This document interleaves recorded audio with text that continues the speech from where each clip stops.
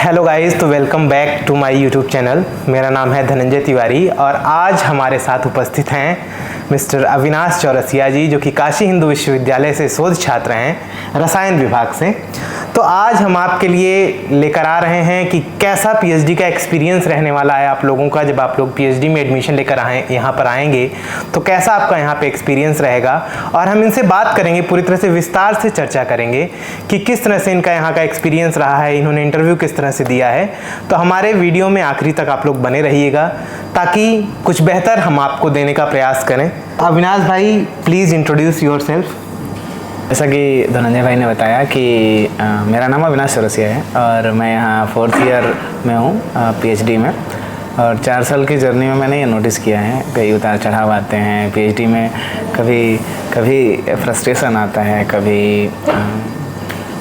कभी खुशी होती है, कभी दुख होता है, सब होता है। तो आपने जो है पीएचडी करने का क्यों सोचा? सबसे बड़ा सवाल तो यही बनता है। इंटरेस्ट की बात है। इंटरेस्ट मतलब ये इंटरेस्ट कहाँ से जगा?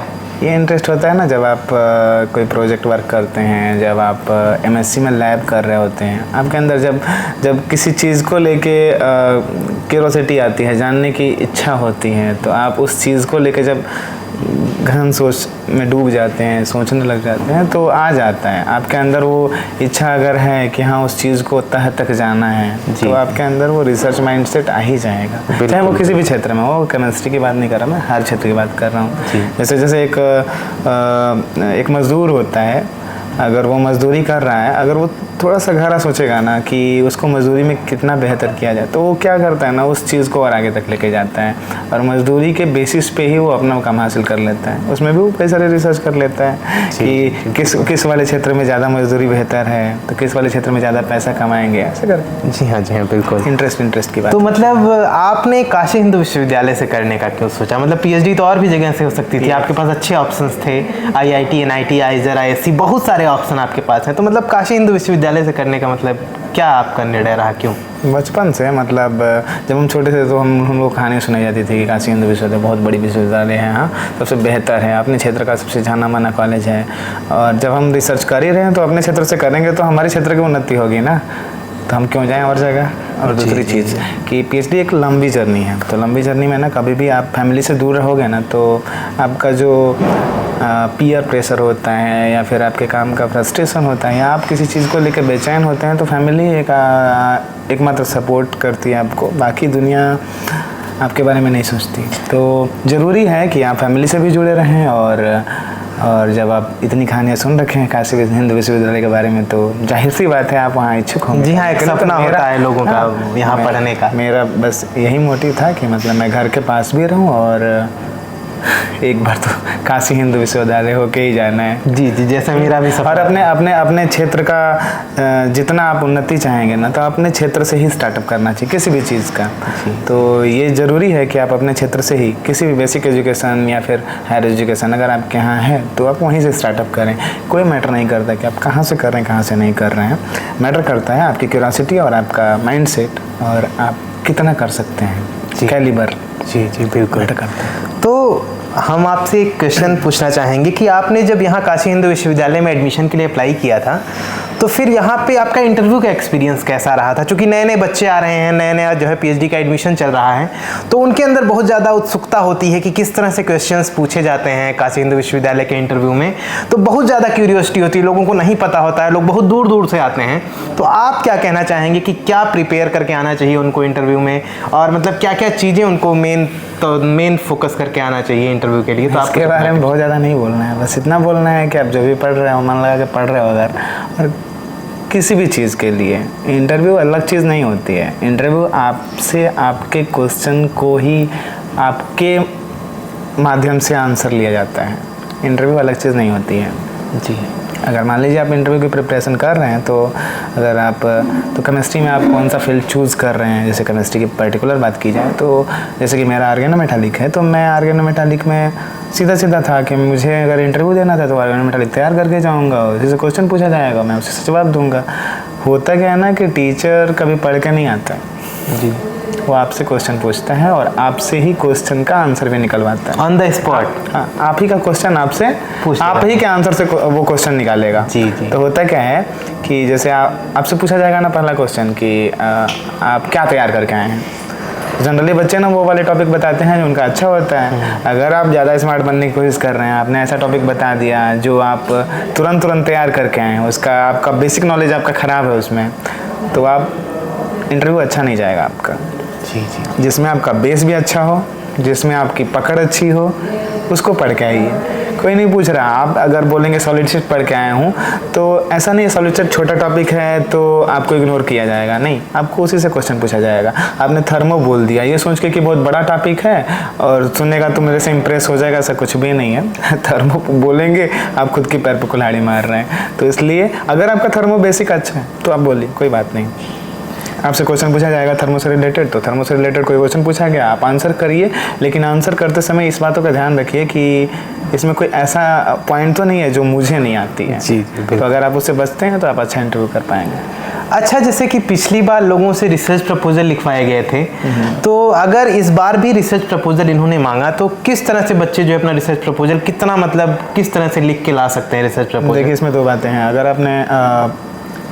अगर MSc के टाइम पे कोई प्रोजेक्ट किया है तो प्रोजेक्ट प्रपोजल ही वही वाला लिख दीजिए कि आपने जो भी आपने काम किया है, कैसे उसका स्कीम डिज़ाइन किया है, कैसे परफॉर्म किया है, क्या रिजल्ट्स आए हैं, है ना, उसके एप्लीकेशंस क्या हैं और उसके रेफरेंसेस क्या हैं।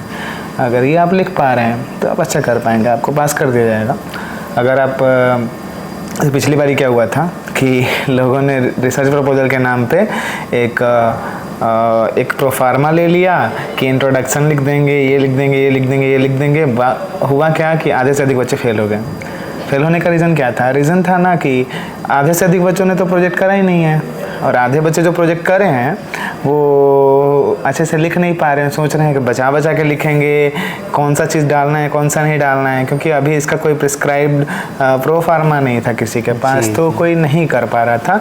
और जिन लोगों ने करा, जो लोग जानते थे, उसमें कुछ लोगों का हुआ, कुछ लोगों का नहीं हुआ।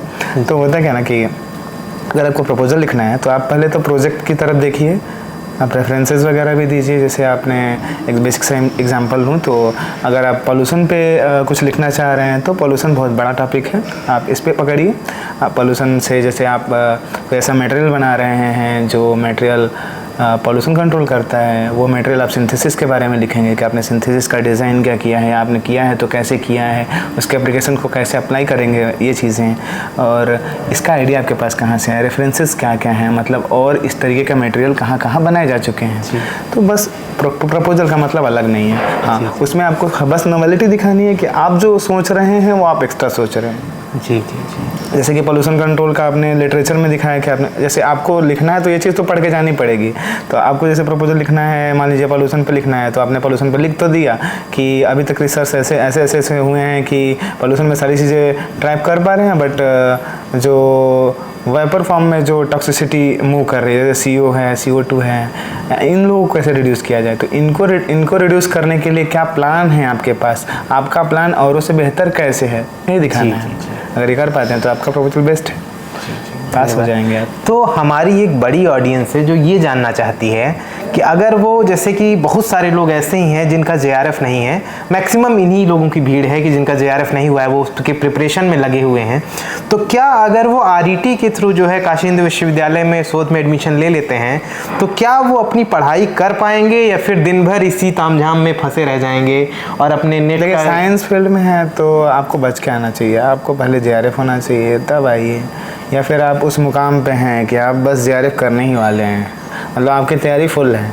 जी, और एडमिशन मिल रहा है तो चूकिए मत, आप एडमिशन ले लीजिए और JRF भी करिए, साथ के साथ दोनों हो जाएगा।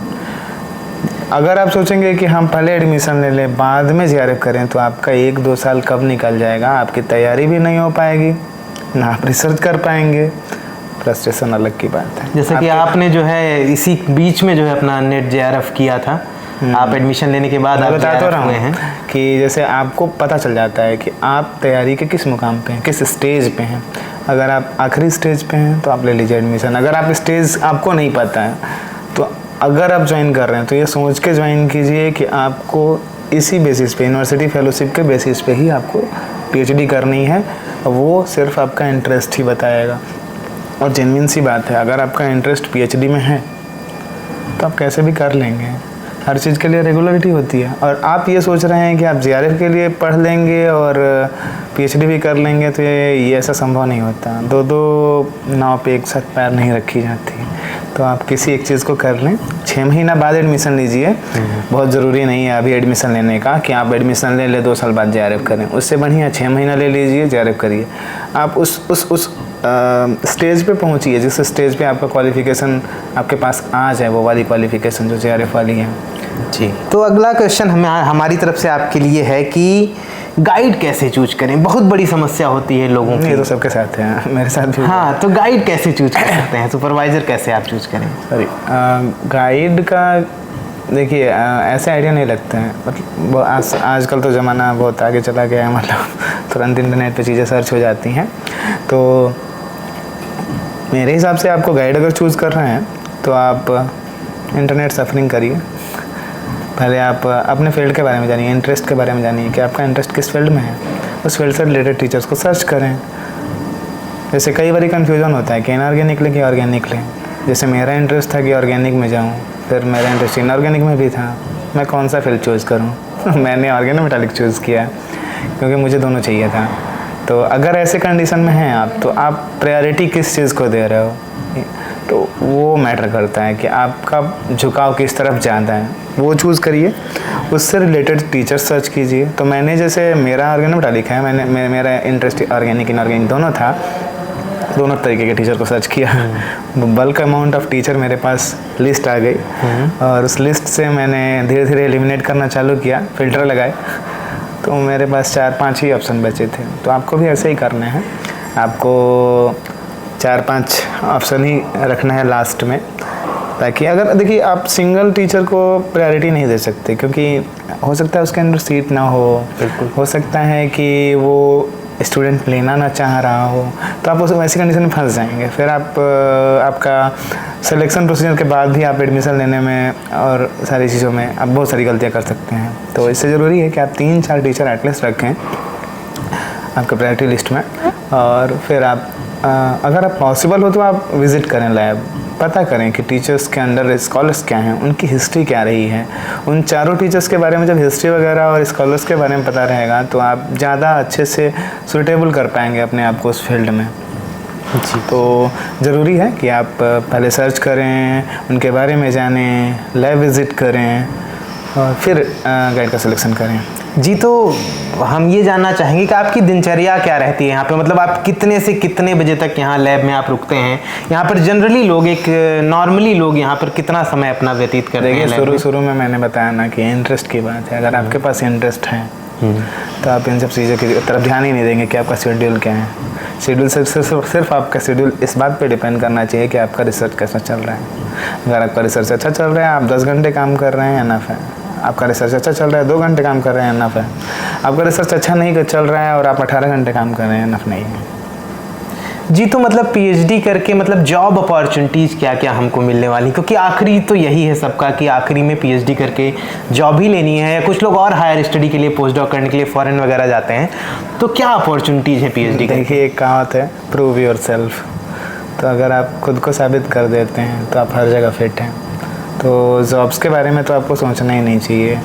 जैसे कि अगर आप पीएचडी ढंग से करते हैं, इंटरेस्ट के साथ करते हैं, तो जॉब्स आपके लिए रखी हुई है।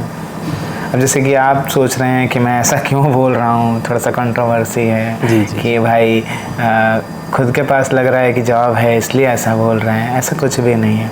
देखिए, आपका टैलेंट, आपका मोटिव, आपका इंटरेस्ट डिसाइड करता है आप किस फील्ड में ज़्यादा फिट हैं।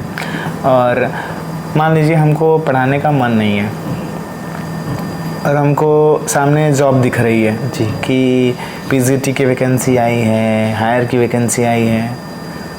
मैं पता है मैं उसको ना अप्लाई करके, एग्ज़ाम क्वालिफाई करके वहाँ जाके फिर भी मैं हैप्पी नहीं रहूँगा। क्यों? मेरा इंटरेस्ट रिसर्च था, मेरा इंटरेस्ट पढ़ाना नहीं था। और मुझे वहाँ जाके अगर पढ़ाना पड़ रहा है ना तो मैं वहाँ कभी फिट हूँ ही नहीं। भले मुझे वो जॉब मिल जाए। जी। और पता है मैक्सिमम स्टूडेंट्स इसी वजह से छंट जाते हैं इंटरव्यू वगैरह में या फिर एग्ज़ाम वगैरह में, क्योंकि उनका इंटरेस्ट उस डायरेक्शन में है ही नहीं। वो उस डायरेक्शन में सिर्फ इसलिए जाना चाह रहे हैं क्योंकि वहाँ जॉब है, गवर्नमेंट जॉब का टैग लग जाएगा, इस वजह से जा रहे हैं। अगर उनके अंदर उस चीज़ का इंटरेस्ट होता ना तो वो जी जान एड़ी चोटी का जोर लगा देते और वो सक्सेस पा लेते। जी बिल्कुल। दिक्कत यहीं पे है कि वो क्या करते हैं, बस भीड़ की तरफ भागते हैं कि भाई जॉब सब ले रहे हैं, हम क्यों नहीं लेंगे। पता है आपके अंदर अगर काबिलियत है ना तो आपके पास जॉब रखा हुआ है, आपके दरवाजे तक जॉब आएगा आएगा आएगा। बस थोड़ा सा हाथ पैर आपको भी मारना पड़ेगा। इंटरनेट वगैरह की दुनिया है तो आप बहुत सारी चीज़ें सर्च कर सकते हैं। जैसे कि मेरे कई सारे फ्रेंड्स हैं MSc के बाद से ही जॉब कर रहे हैं, उनका डायरेक्शन ही जॉब था। उन्होंने कभी सोचा नहीं PhD के बारे में। जॉब में गए, जॉब कर रहे हैं, अच्छी खासी सैलरी पा रहे हैं, ऐसा नहीं है। वो भी स्ट्रगल किए हैं, ऐसा नहीं उनको उठा के दे दिया गया, बट वो वहाँ फिट हैं, खुश हैं, क्योंकि उनको वही चाहिए था, जॉब ही चाहिए था।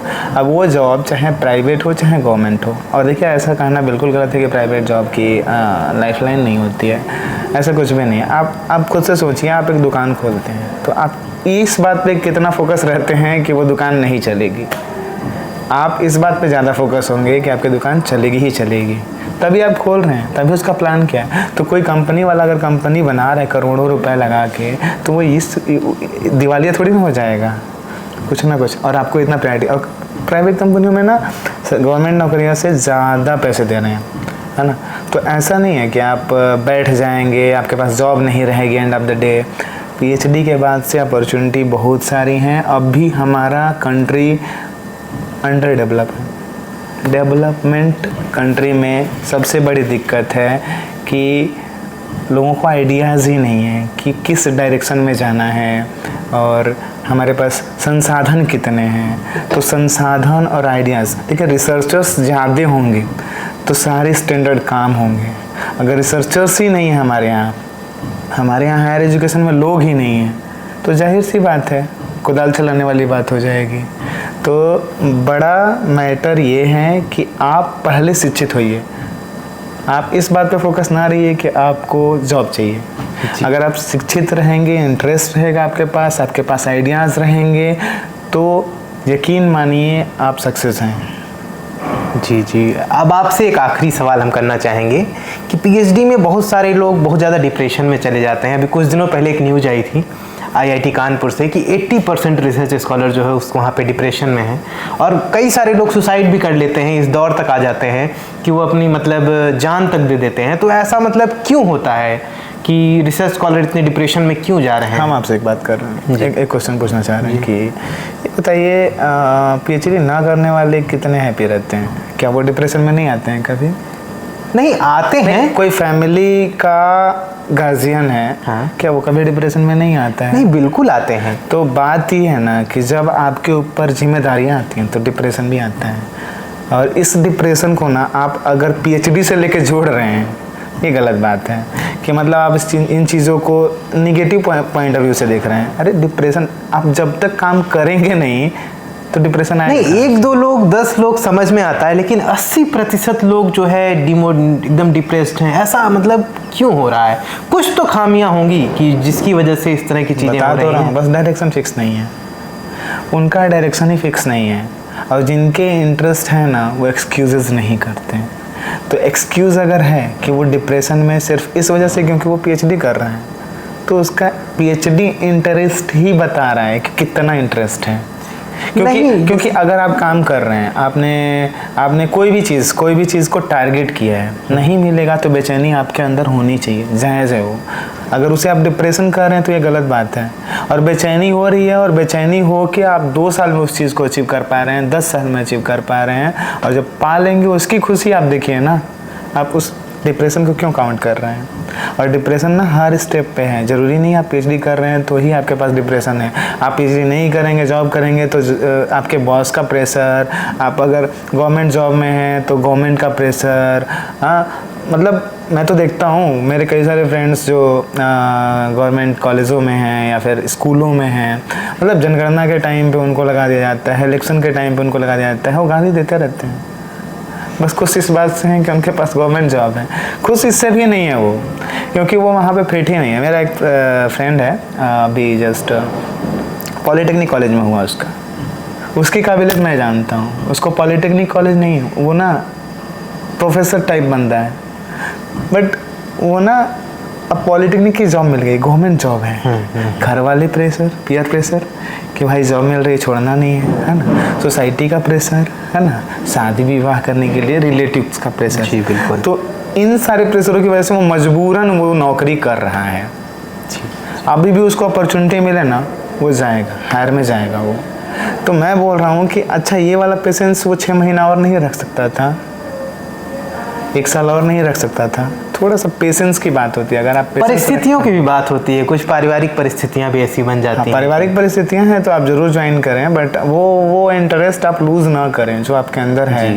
क्योंकि पता है, एक आदमी कभी किसी का कॉपी नहीं होता, हमेशा यूनिक होता है। तो उसके अंदर क्या है, वो सोसाइटी को कितना कंट्रीब्यूट कर सकता है, तो उसको मरना नहीं है, उसको मरने नहीं देना है। जो आपके अंदर वो जुनून, वो आग, वो जज्बा है, उसको ज़िंदा रखना है। तो अगर ऐसे कर रहे हैं आप, तो आप कंट्री को कंट्रीब्यूट कर रहे हैं, कुछ ना कुछ आपका भी पार्ट जा रहा है। जी जी। तो आप इन सब चीज़ों से मुक्त होकर एकदम बढ़िया चिल माइंड से, अगर रिसर्च इंटरेस्ट है तो रिसर्च करिए, 2 साल लग जाए, 3 साल लग जाए, 10 साल लग जाए, टारगेट करिए, अचीव कीजिए। जी बहुत बहुत धन्यवाद आपका, इतना समय आपने हम लोगों के लिए निकाला, बहुत बहुत धन्यवाद। आपका भी धन्यवाद। बहुत बहुत धन्यवाद। तो मिलते हैं फिर आपसे अगले वीडियो में, तब तक के लिए हम विदा चाहेंगे। हर हर महादेव।